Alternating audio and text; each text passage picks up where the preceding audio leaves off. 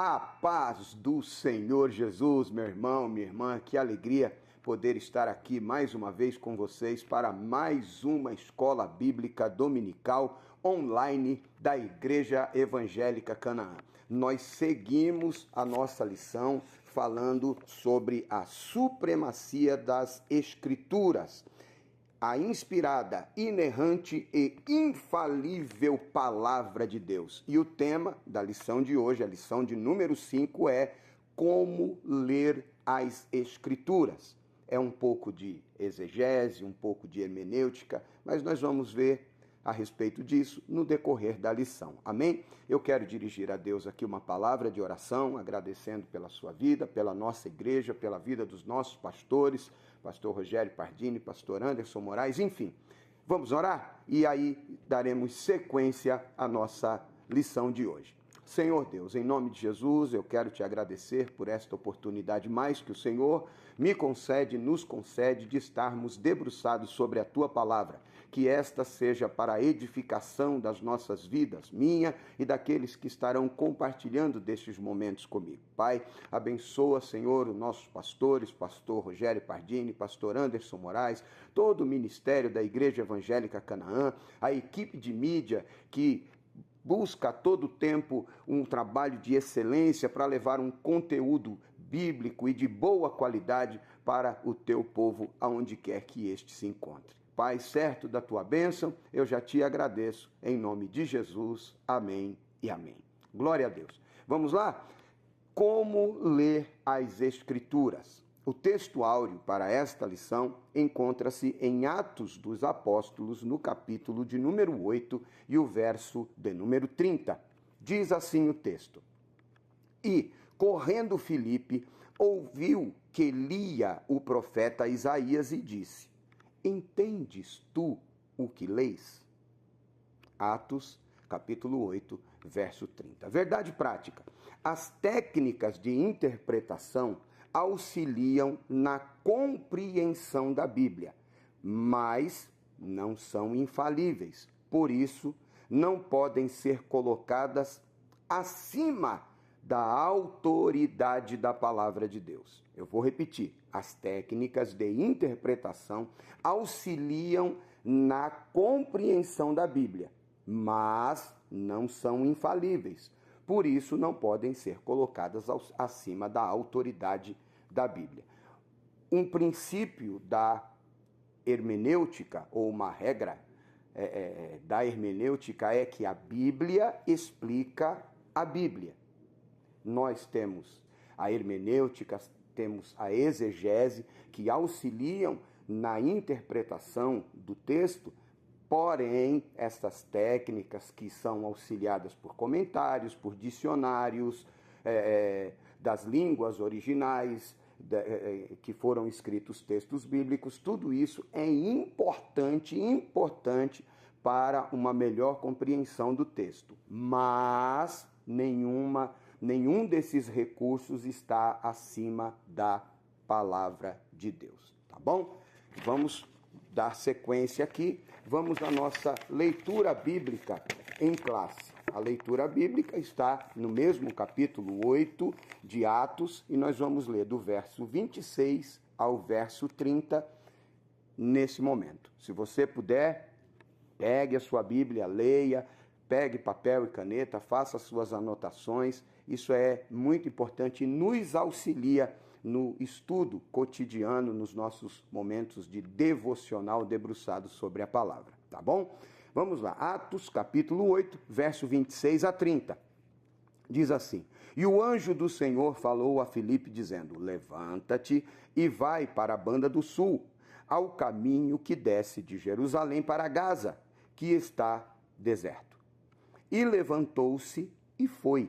E eis que um homem etíope, eunuco, mordomo de Candace, rainha dos etíopes, a qual era superintendente de todos os seus tesouros e tinha ido a Jerusalém para adoração, regressava e, assentado no seu carro, lia o profeta Isaías. E disse o Espírito a Filipe: Chega-te e ajunta-te a esse carro. E correndo Filipe, ouviu que lia o profeta Isaías e disse: Entendes tu o que lês? Essa pergunta é muito pertinente a nós. Será? E possivelmente você já leu algum texto e que você teve dificuldade de entendimento ou de interpretação daquele texto? Isso já aconteceu contigo? Você já fez essa pergunta para si mesmo? Entendes tu o que lês? Então, os objetivos ou objetivo desta lição hoje é o seguinte: expor que a Bíblia precisa ser interpretada, precisa ser estudada, tá? Segundo, pontuar os pressupostos pentecostais para a leitura da Bíblia. Veja, somos de fé pentecostal e devemos observar alguns pontos importantes para a leitura da Bíblia, segundo a nossa visão e entendimento na fé pentecostal. Apresentar os princípios básicos de interpretação da Bíblia. O que nós estamos fazendo aqui na Escola Bíblica Dominical, e a Escola Bíblica Dominical, na verdade, é um primeiro contato que todo crente apaixonado, que ama a palavra de Deus, tem com a teologia. Tem pessoas que são avessas ao estudo da teologia. Quando você participa de uma escola bíblica dominical, você está participando de uma aula de teologia. Obviamente que na escola dominical nós não vamos abranger de maneira mais exaustiva os temas como os são abordados e estudados em sala de aula no curso teológico, mas é um primeiro contato que todo crente que ama a palavra de Deus tem com a teologia. E para você que tem reservas quanto à teologia, deixa eu lhe dizer uma coisa: a teologia é boa. Estudar a Bíblia, estudar Deus, estudar sobre Deus, estudar sobre o Espírito Santo, sobre a pessoa de Jesus, sobre salvação, sobre anjo, pecado, enfim, é muito bom. O que é ruim nessa história é a arrogância de quem estuda teologia. É o ser humano só, mas a teologia é boa, tá bom? Eu tenho certeza que quando você se dedicar mais ao estudo, você vai experimentar isso que eu estou dizendo. Então vamos lá, a introdução. A leitura e o estudo das Escrituras são um dever e um privilégio. Um dever. Por que dever? Porque a fé vem pelo ouvir e ouvir a palavra de Deus. E sem fé é impossível agradar a Deus. Tá? Então, é um dever. Conheçamos e prossigamos em conhecer o Senhor nosso Deus, diz a palavra. E a mesma palavra também vai dizer que o povo se corrompe por falta de conhecimento da palavra. Então, é um dever, tá? É um dever. A leitura e o estudo das Escrituras são um dever, mas também são um privilégio. Também é um privilégio estudar as Escrituras, ler a palavra, ouvir de Deus, ler sobre os atos poderosos de Deus, sobre o plano da salvação. Isso é um privilégio. Amém? Por isso, temos que zelar pelo conhecimento bíblico e estar conscientes da necessidade de aplicar o texto sagrado em nossas vidas. Tiago alerta que devemos ser cumpridores da palavra e não apenas ouvintes. Tiago, capítulo 1, verso 22, diz: E sede cumpridores da palavra, e não somente ouvintes, enganando-vos com falsos discursos. Nós temos que ser estudantes da palavra, dedicados à palavra. Devemos aprender a palavra para que não sejamos enganados e levados por falsos discursos, falsas doutrinas e heresias, enfim. Então nós devemos nos dedicar à palavra. Amém? Nesta lição veremos a importância dos princípios. Aqui o comentarista usa uma palavra um tanto que não é tão comum no nosso vocabulário. Ele diz: nesta lição veremos a importância dos princípios basilares da interpretação bíblica. Basilar, o que é isso, pastor? Básico, essencial, fundamental. Então nós vamos ver alguns princípios que são fundamentais, básicos para a interpretação da Bíblia, tá bom? Primeiro tópico, então: a Bíblia precisa ser interpretada. A importância da exegese. O termo exegese vem do grego ex, traduzido como fora, e agen, com o sentido de guiar. Literalmente, exegese significa guiar para fora ou extrair a intenção das palavras de um texto. Assim, o alvo da exegese é deixar que as Escrituras digam o que o Espírito Santo pretendia no seu contexto original. Ou seja, quando nós estudamos a exegese, nós vamos extrair do texto aquilo que originalmente o texto queria dizer, ou que o Espírito Santo dirigiu o escritor e inspirou o escritor a dizer naquele contexto específico, naquele momento. Para isso, são levados em conta contexto histórico, social, econômico, cultural. Todas essas coisas devem ser observadas na interpretação do texto. Tá bom? Dessa forma, para não fazer o texto significar aquilo que Deus não pretendeu, é necessário um minucioso exame das Escrituras. Paulo, escrevendo a Timóteo, na segunda carta de Timóteo, no capítulo 2, no verso 15, ele diz o seguinte: procura apresentar-te a Deus aprovado, como obreiro que não tem do que se envergonhar, que maneja bem a palavra da verdade. Todos nós devemos nos aplicar ao estudo da palavra de Deus, mas ainda mais o obreiro. O obreiro, tá bom? Então vamos lá. Por exemplo, o estudo das línguas bíblicas, dos fatos da história, da cultura, recursos literários usados no texto sagrado, cooperam na compreensão do real significado das palavras inspiradas.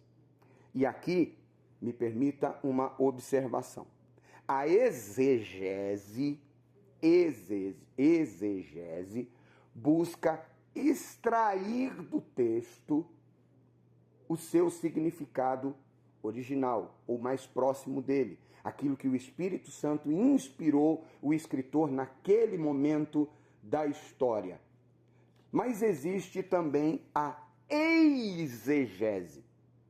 E como nós lemos aqui nesse tópico, que nós devemos tomar esse cuidado de não extrair do texto aquilo que o texto não diz, eu preciso fazer essa ressalva a respeito da tal exegese. A exegese é o oposto da exegese.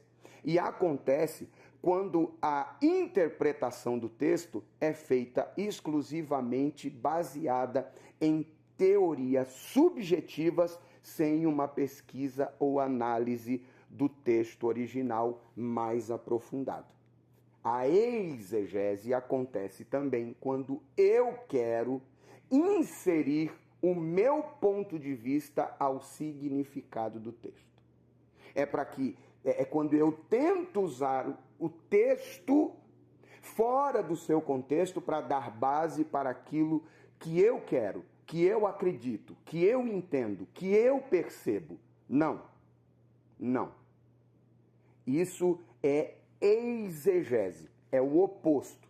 Enquanto a exegese extrai do texto o seu significado, a exegese acrescenta algo para que corrobore com a sua interpretação do texto. E nós, infelizmente, temos visto muito isso nos nossos dias, tá? Vamos seguindo aqui. As limitações dos leitores. Nesse aspecto, é preciso reconhecer que todas as vezes que lemos a Bíblia, estamos interpretando-a. Todas as vezes que nós lemos a Bíblia, estamos interpretando-a.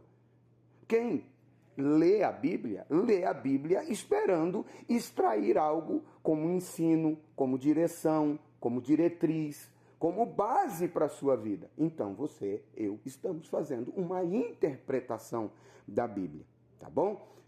Isso porque todos os leitores são também intérpretes. Daniel, o profeta, no capítulo 9, no verso 2, no primeiro ano do reinado do rei Dario, ele vai para os livros e, consultando os livros, ele entende que a profecia que foi entregue a Jeremias sobre a assolação de Jerusalém e o período do cativeiro seria de 70 anos. Ele recorre aos livros e tem a interpretação daquilo que o Espírito Santo falou, revelou profeticamente ao profeta Jeremias. Todos nós fazemos isso. Lemos a Bíblia buscando o seu significado e a aplicabilidade à nossa vida e ao contexto em que estamos inseridos. Amém?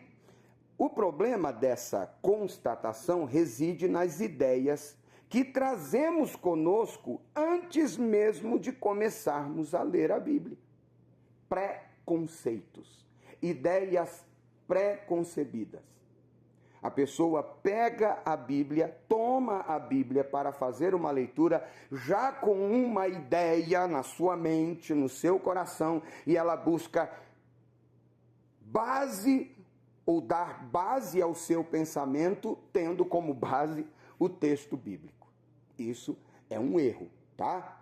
Por conseguinte, nem sempre o entendimento daquilo que lemos reproduz a verdadeira intenção do Espírito Santo. Às vezes nós lemos e superficialmente entendemos uma coisa que, na verdade, não é aquilo que o texto diz, que o Espírito Santo revelou ao escritor naquele momento.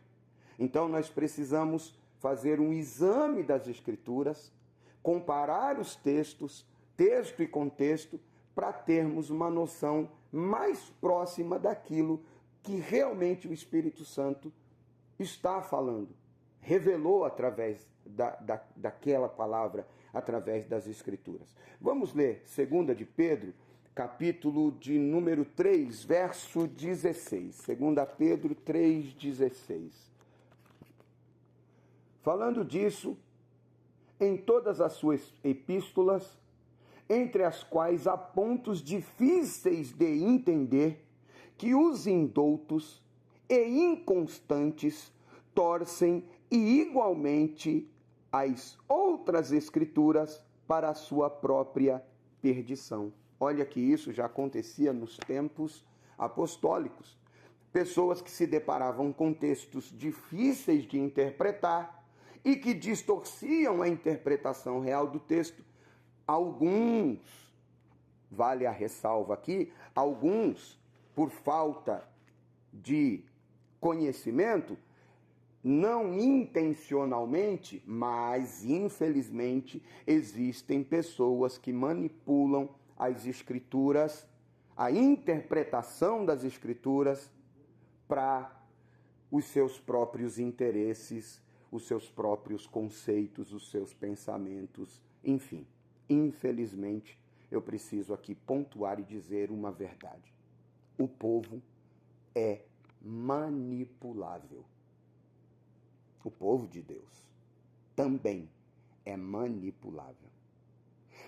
Porém, eu, enquanto obreiro, e todo e qualquer obreiro, não tem o direito de manipular o povo, principalmente usando as Escrituras. Não se esqueça, a igreja é a noiva do Cordeiro. Ela está sob o cuidado do Senhor Jesus Cristo. E ai daquele que acrescentar, que subtrair qualquer coisa do texto da Bíblia. Principalmente para manipular o povo para que atenda os seus interesses pessoais e egoístas. Que o Senhor nos guarde disso. O sangue de Jesus tem poder. Em virtude da nossa inclinação pecaminosa, que nos induz ao erro, precisamos usar métodos sadios, que nos auxiliem na interpretação das Escrituras. Essa é uma nobre tarefa atribuída a todo crente salvo em Jesus Cristo. Usar métodos sadios que auxiliem na interpretação das Escrituras. Tá? É um dever nosso, enquanto crente. Para de transferir a responsabilidade. Você tem uma Bíblia em casa. Tem pessoas que têm 2, 3, 4, 5 para enfeite. Não. A palavra de Deus tem poder na minha vida a partir do momento que eu a leio, que eu me alimento, que eu nutro a minha alma e o meu espírito com a palavra de Deus. Então a palavra de Deus precisa ser lida, meditada, aprendida, posta em prática e vivida na minha e na sua vida. Tá bom? Vamos ler, 1 Timóteo capítulo 4, verso 13. 1 Timóteo 4, verso 13.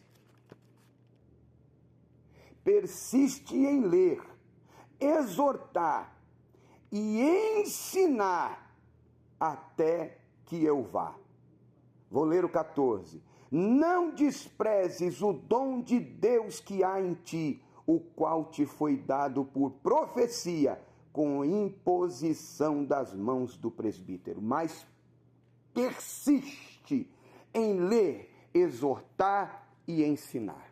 Você, pai, você, mãe, você tem a nobre tarefa de encucar na vida, na mente, no coração do teu filho, da tua filha, a palavra de Deus. Você é sacerdote no seu lar. Você é o ensinador da palavra de Deus na sua casa. Tá? Essa é uma tarefa de todos nós, é um privilégio de todos nós, um dever de todos nós crentes em Jesus Cristo. Vamos ler ainda Apocalipse, capítulo 1 e o verso de número 3. Louvado seja Deus. Diz assim: bem-aventurado, olha que texto maravilhoso. Bem-aventurado é aquele que lê. E os que ouvem as palavras desta profecia e guardam as coisas que nela estão escritas, porque o tempo está próximo. Oh, glória! Eu sinto a presença de Deus aqui, mesmo no estúdio com iluminação, nessa aula. Eu sinto a presença de Deus ao ler esse texto, e eu vou repetir: bem-aventurado aquele que lê e os que ouvem as palavras desta profecia e guardam as coisas que nela estão escritas, porque o tempo está próximo. Ler, ouvir e guardar. Ler, ouvir e guardar, porque o tempo está próximo. Louvado seja Deus. Vamos ao terceiro subtópico: a natureza das Escrituras. Nesse ponto, ratificamos que a necessidade de a Bíblia ser interpretada acha-se na natureza da própria palavra de Deus. Como já estudado anteriormente, em lições anteriores, o texto bíblico foi escrito majoritariamente em 2 línguas, que são distintas, o grego e o hebraico. No período de aproximadamente 1.600 anos, por cerca de 40 autores que viveram em épocas e culturas diferentes. Portanto, os textos que formam o cânon da Bíblia Sagrada possuem particularidades que não podem ser ignoradas. Dentre tantas, podemos citar as narrativas, poesias, crônicas, profecias, parábolas, provérbios, que precisam ser interpretados sob a orientação do Espírito Santo, observando as regras gramaticais e o contexto histórico e literário de quando foram escritos. Nós não podemos nunca nos esquecer disso. A Bíblia, num primeiro momento, foi escrita para um povo naquele momento da história e dentro de um contexto cultural, histórico, literário, levando em conta todas as idiosincrasias, enfim. Não é? Nós precisamos observar essas coisas. Quem nunca leu, por exemplo, Cantares de Salomão, ou Cânticos dos Cânticos, e ficou se perguntando, meu Deus, o que ele quis dizer quando ele olha para a amada, para aquela quem ele ama, e ele diz assim: tu és como as éguas dos carros de Faraó. Já pensou você fazer um elogio desse para tua noiva, para tua esposa? Chegar para ela e falar: meu amor, hoje você está parecendo uma égua dos carros de Faraó. Misericórdia! Que elogio é esse? O que ele quis dizer? Qual a comparação? O que significa isso? Então é necessário levar em conta todas essas peculiaridades, costumes, figuras de linguagem na interpretação do texto, tá bom? O comentarista aqui, ele sugere a leitura de Mateus capítulo 5, verso 18. Vamos ler. Mateus capítulo 5, verso 18. Diz assim a palavra de Deus: porque em verdade vos digo que até o céu e a terra passem, nem um jota, nem um tio se omitirá da lei sem que tudo seja cumprido. Ou seja, ele está dizendo aqui que tudo que está na Bíblia vai se cumprir. Mas eu entendo tudo que está escrito na Bíblia? Eu consigo entender uma parte de tudo que está escrito na Bíblia? Então eu preciso me dedicar, me esmerar no estudo da palavra de Deus. Chegamos ao final desse tópico, do primeiro tópico, e a síntese é: as Escrituras Sagradas precisam ser interpretadas para que todos conheçamos o verdadeiro significado da sua mensagem. Amém? Vamos para o segundo tópico, e aqui nós vamos falar sobre pressupostos pentecostais para a leitura da Bíblia, tá? Pressupostos pentecostais para a leitura da Bíblia. Eu sempre reafirmo isso aqui e deixo muito claro: nós somos da confissão de fé pentecostal. Nós cremos nos dons do Espírito Santo, nós cremos no batismo no Espírito Santo, nós cremos naquilo que chamam de carismas do Espírito Santo, os dons, nós cremos. E nós lemos a Bíblia segundo a perspectiva dessa confissão de fé pentecostal. Amém? Não negligenciando a atuação do Espírito Santo, nos auxiliando a entender o texto. Porém, nós vamos ver aqui na lição que a experiência de fé, a experiência pentecostal, a experiência com o Espírito Santo não se sobrepõe às Escrituras e à interpretação da palavra. Tá bom? Vamos lá. A autoridade da Bíblia. Uma das marcas do pentecostalismo é o compromisso inegociável com as Escrituras. Ah, irmão, eu sou do manto, eu sou do movimento, mas eu não gosto de Bíblia. Você está equivocado. Você está equivocado. Eu gosto de profecia, eu gosto de revelação, eu creio nos dons, eu creio na cura, eu creio no batismo do Espírito Santo, mas eu não gosto de pregação, eu não gosto de ler a Bíblia. Você está equivocado. pastor, eu gosto do mover do Espírito Santo, mas a letra mata. Hein? Que letra que mata? Qual a letra que mata? Vamos continuar aqui. Cremos na inspiração divina, verbal e plena da palavra de Deus. Nossa autoridade final em questões de fé e de prática. Viu? A palavra de Deus é a Bíblia Sagrada é a última palavra. É a Bíblia, a palavra de Deus, que determina o que é e o que não é. Não é a minha experiência sobrenatural com o Espírito Santo. Não. Não. Tá? Isso não é pentecostalismo bíblico. Aquele que nós pregamos e vivemos e confessamos como fé. Não. A fé pentecostal, ela é majoritariamente regida pela palavra de Deus. Tá bom? Vamos lá. Portanto, ao ler o livro sagrado, temos como pressuposto, primeiro, sua inerrância e sua infalibilidade. Nós cremos cabalmente na palavra de Deus. Infalível e inerrante. Ponto.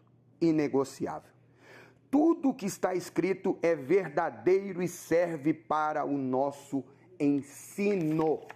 Vamos ler Romanos, capítulo de número 15, versículo de número 4. Romanos 15, verso 4.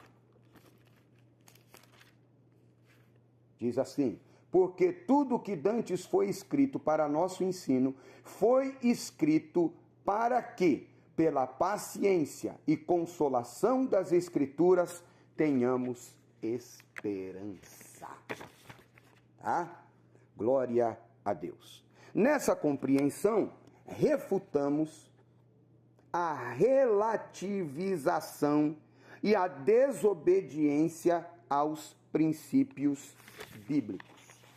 Tudo que é contrário à palavra de Deus, nós não aceitamos, nós não relativizamos, nós não desobedecemos os preceitos bíblicos. Essa é a base da fé pentecostal. Tá? Essa história que pentecostal não gosta de Bíblia é conversa que nasceu no inferno. E também no coração de gente mal intencionada, para não dizer, eu vou dizer, de gente preguiçosa que não gosta de ler a Bíblia e quer viver no sobrenatural. Você é um místico, sei lá. Porque a base da nossa fé e a base do movimento pentecostal é a palavra de Deus. O comentarista sugeriu aqui a leitura de Apocalipse, capítulo 22, verso 19. Vamos ler. 22, 19 de Apocalipse. E se alguém tirar qualquer palavra do livro desta profecia, Deus tirará a sua parte da árvore da vida e da cidade santa que estão escritas neste livro. Nós não relativizamos, não negociamos. A Bíblia é, de Gênesis a Apocalipse, a palavra de Deus. E não precisa de atualização, não. Ela é mais atual, como disse o evangelista Billy Graham. A Bíblia é mais atual do que o jornal de amanhã.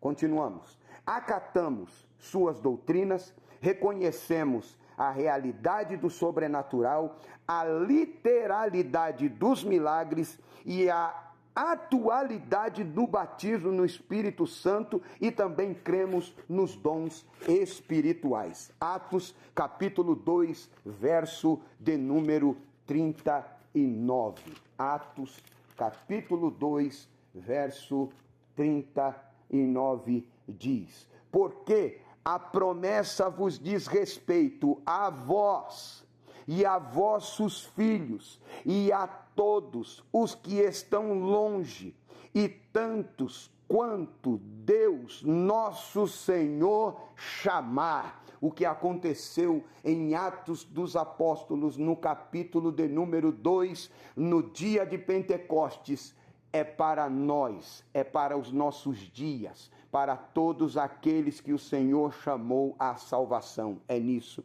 que nós cremos. A iluminação do Espírito Santo é o segundo subtópico. A doutrina da iluminação se refere à atuação do Espírito Santo na vida do crente, que o capacita a discernir as verdades da palavra de Deus. Aqui, o comentarista sugere o texto de Efésios 1, 17, 18 e também 1 de João, capítulo 5, verso 20. Mas nós não leremos, vamos continuar aqui. Contudo, a iluminação não é uma fonte paralela de revelação, nem substitui o exame das Escrituras. Ao contrário, é exatamente o contrário. Pois à medida que estudamos, o Espírito nos concede a compreensão. A iluminação não aumenta nem altera a Bíblia, apenas elucida o que já foi revelado pelo Espírito Santo. Assim, o conhecimento da palavra produz comunhão com Deus, vida de oração, vida de obediência e vida de santificação. 2 de Pedro, capítulo 1, verso 3 até o verso 10. Depois você faça essa leitura na sua casa. Essa iluminação não é uma revelação nova. O Espírito Santo veio sobre mim e me revelou algo que... Não.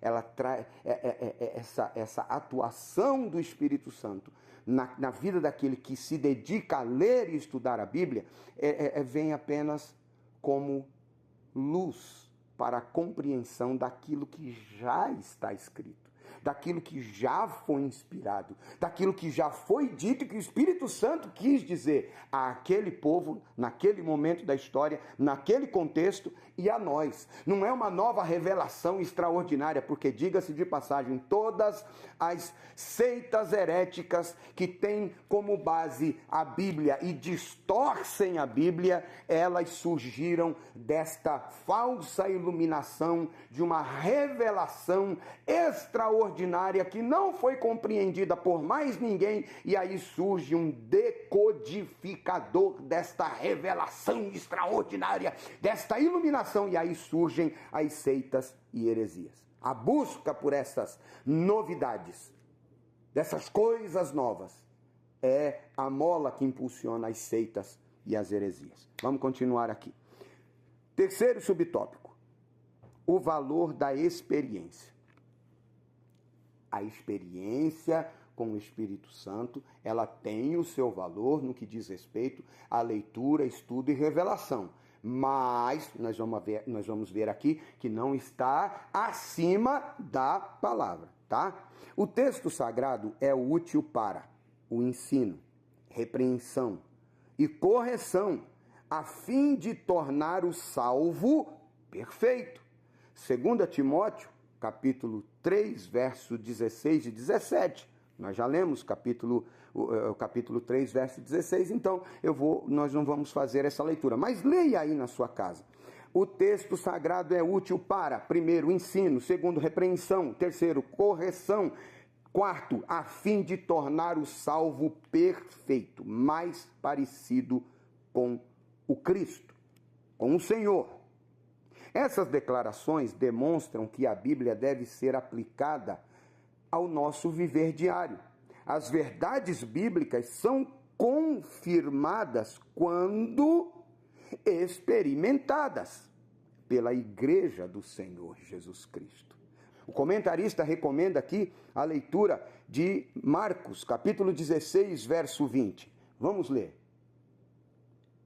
E eles, tendo partido, pregaram por todas as partes, cooperando com eles o Senhor e confirmando a palavra com sinais que se seguiam. Amém. À medida que eles pregavam, o Espírito Santo confirmava a pregação, manifestando sinais, de maneira que aqueles que recebiam a palavra eram impactados pela palavra, tinham experiências sobrenaturais com a palavra, criam na palavra, recebiam a palavra e, consequentemente, recebiam ao Senhor Jesus Cristo em suas vidas como único e suficiente Salvador. Glória a Deus. Então, a palavra, ela deve ser ensinada, ela deve ter efeito prático nas nossas vidas. Amém? Vamos continuar aqui. Nesse aspecto, por exemplo, cremos que o livro de Atos não apenas descreve a experiência pentecostal da igreja primitiva, como também a torna válida para os nossos dias. Nós já lemos Atos, capítulo 2, verso 39. Aquela experiência é válida para os nossos dias. Ressalta-se, porém, que nem a experiência, nem a tradição da igreja podem estar acima da autoridade bíblica. Somente a Escritura é que pode autenticar e até mesmo corrigir a experiência ou a prática da igreja, caso necessário. A experiência e a tradição, aquilo que vem sendo repetido, não é maior do que a autoridade das Escrituras. Ah, pastor, mas esse é um costume que nós guardamos há tanto tempo. Nem sempre guardar alguns costumes significa guardar bons costumes. E bons costumes também não significam que está sendo aquilo feito de maneira correta e biblicamente correta. Às vezes, prolongar uma prática pode apenas significar prolongar a prática do erro, tá? Então nós devemos submeter tanto a experiência como a tradição, o costume, ao crivo das Escrituras. O comentarista sugere aqui a leitura de 2 Timóteo, capítulo 4, verso 2. Vamos ler 2 Timóteo, capítulo 4,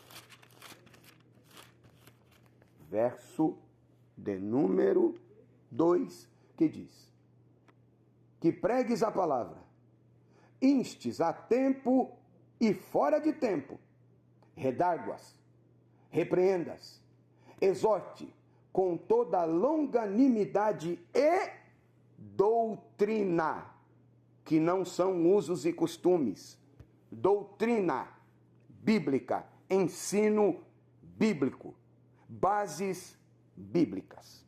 Amém? Chegamos ao final do segundo tópico e a síntese é: a Bíblia é a autoridade final, máxima.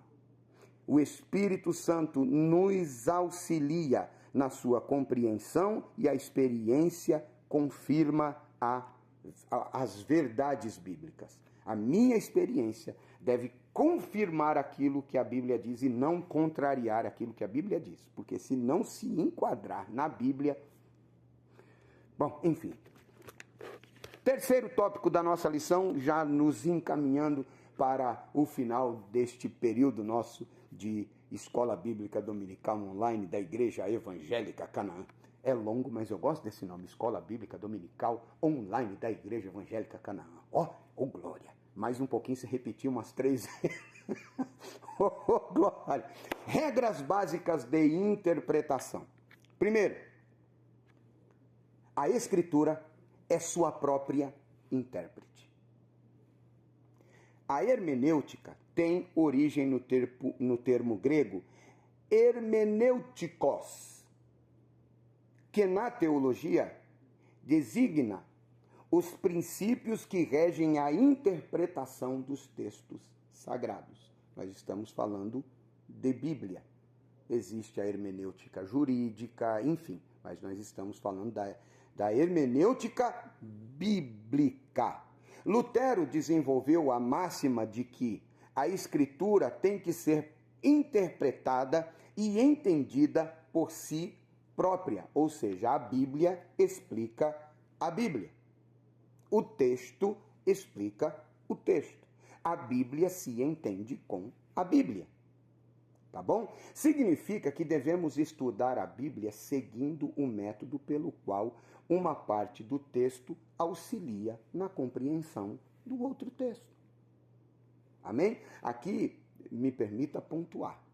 Tem gente que confunde nota de rodapé de Bíblia de estudo com texto bíblico. Não. O texto bíblico é uma coisa. O comentário de rodapé que está ali na Bíblia de estudo é o parecer teológico de alguém que se propôs a estudar e interpretar, tá? E essas notas não são infalíveis, inerrantes. Ali vai os postulados teológicos da pessoa que está comentando, vai a experiência de fé da pessoa que está comentando, vai ali a tradição da denominação a qual pertence este estudioso, esse intérprete. Então, não é disso que estamos falando. Estamos falando de comparar texto com texto, escritura com escritura, texto e contexto do texto bíblico, tá? Não são notas de rodapé, tá bom? Tá lá na Bíblia de estudo, mas não é Bíblia, são notas de estudo, tá bom? Vamos continuar aqui. Essa afirmação é legítima porque a coesão da escritura é o resultado de um único autor divino. Foram aproximadamente 40 autores, mais de 40 autores, menos de 40 autores, mas quem inspirou a escrita da Bíblia é Deus, o sumo autor da palavra, tá? É Deus. Provérbios 30, versos 5 e 6, diz assim: toda palavra de Deus é pura, escudo é para os que confiam nele. Nada acrescentes às suas palavras, para que não te repreendas e sejas achado mentiroso. A palavra de Deus é pura, é perfeita. Embora esse método seja legítimo, o estudante das Escrituras precisa do auxílio de regras básicas para uma correta interpretação.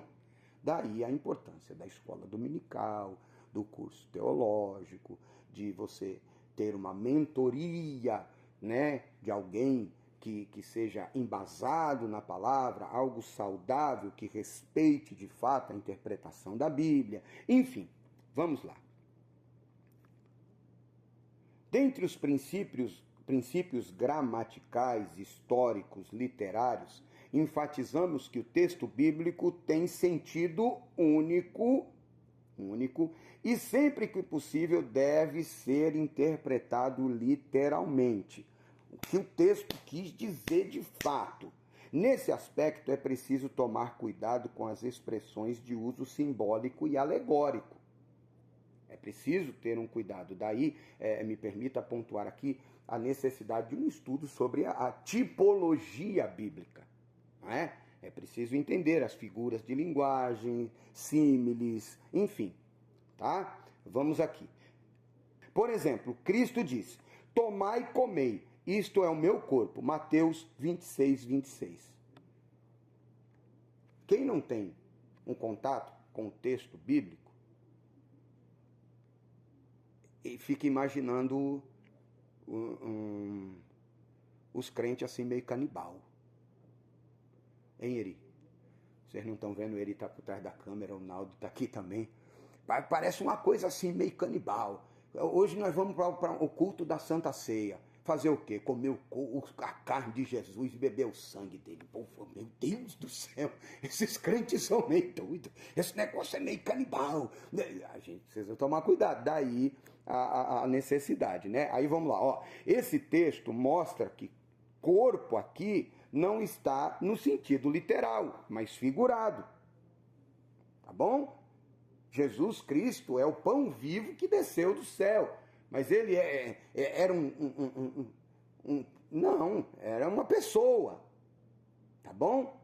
Então, quando nós participamos do corpo de Cristo, nós estamos falando da comunhão íntima com Cristo, tá? Nós precisamos ter esses princípios bem claros quando do estudo da palavra de Deus. Outro princípio refere-se ao contexto, isso é, analisar os versículos que precedem e seguem o texto que se está estudando. Diz a máxima que texto fora de contexto é pretexto para heresia. Texto fora de contexto é pretexto para heresia. Tá bom? Desse modo, observando estes princípios, a Bíblia precisa ser interpretada no todo. Nenhuma doutrina pode basear-se em um único texto ou em uma hipótese particular ou hipóteses particulares. 2 Pedro 1:20. 2 Pedro 1:20. Diz assim: sabendo primeiramente isso, que nenhuma profecia da Escritura é de particular interpretação. Por quê? Verso 21. A profecia nunca foi produzida por vontade de homem algum, mas os homens santos de Deus falaram inspirados pelo Espírito Santo. Amém? Vamos ao terceiro e último subtópico da lição de hoje. Os perigos da hermenêutica pós-moderna. Nossa ortodoxia refuta todo e qualquer método que nega a inspiração verbal e plena da Bíblia e sua consequente autoridade. Nós refutamos, tá? A nossa teologia, a nossa doutrina, a nossa prática de fé não admite isso. Assim sendo, o intérprete não pode criar outro cânon dentro do cânon bíblico, ou seja, não cabe ao estudante fragmentar ou relativizar o texto. Tá? Isso é isso, mas não é isso. Para atender a sua demanda, tá fora. Não se pode empregar métodos subjetivos focados no leitor, tá? Em prejuízo do texto ou do autor bíblico. É eu pegar o texto e dizer, não, eu não acredito que ele tenha tido a intenção de dizer isso. Então, se a gente arrumar assim, vai ficar mais parecido com aquilo que eu quero para atender uma demanda de uma gama da sociedade, de um grupo social. Então, para atender esse grupo, eu vou mutilar o texto, vou omitir coisas do texto, vou negligenciar contexto, vou negligenciar os originais para atender a demanda deste grupo. Isso está errado. Isso nós não praticamos e não admitimos. Ratificamos que as experiências devem ser submetidas ao crivo das Escrituras. Por fim, reconhecemos que as técnicas hermenêuticas não são infalíveis. É verdade. Durante o processo de aplicação dos métodos interpretativos, necessitamos da iluminação do Espírito Santo. Precisamos do auxílio do Espírito Santo quando estamos lendo a palavra de Deus. O comentarista sugeriu aqui para a leitura 1 Coríntios, capítulo 2, verso 12. 1 Coríntios, capítulo 2, verso 12, que diz: mas nós não recebemos o Espírito do mundo, mas o Espírito que provém de Deus, para que pudéssemos conhecer o que nos é dado gratuitamente por Deus. Então, um conselho para você quando for ler a palavra de Deus: ore, peça auxílio ao Espírito Santo, que ele venha iluminar o seu entendimento para que você possa compreender as verdades da palavra de Deus. A síntese desse terceiro tópico é: a Escritura é a sua principal intérprete. Assim sendo, o uso da hermenêutica e a iluminação do Espírito Santo auxiliam na correta interpretação. E aí partimos para a conclusão, que diz o seguinte: a Bíblia Sagrada deve ser lida e interpretada. Nesse sentido, somos auxiliados pela exegese, pela hermenêutica, Contudo, nenhuma das técnicas, como já dissemos, de interpretação estão acima da autoridade da Bíblia. O que a igreja crê e professa deve ser interpretado à luz da própria Escritura. Amém? Chegamos ao final da nossa aula hoje e eu quero fazer aqui, pontuar mais uma coisinha. Se você quiser saber mais sobre exegese, hermenêutica, bibliologia, CETEC, Seminário de Educação Teológica da Igreja Evangélica Canaã. Entre em contato pelo site, nas páginas da igreja, nas redes sociais e você poderá estar aprofundando o seu estudo bíblico e tendo um maior crescimento espiritual. Amém? Chegamos ao final da nossa aula de hoje e eu te espero aqui na próxima semana, permitindo Deus, para mais uma escola bíblica dominical online da Igreja Evangélica Canaã. Que Deus em Cristo abençoe você, a sua família, que seja uma semana de bênçãos, em nome de Jesus. Amém e amém. Até a próxima, permitindo Deus.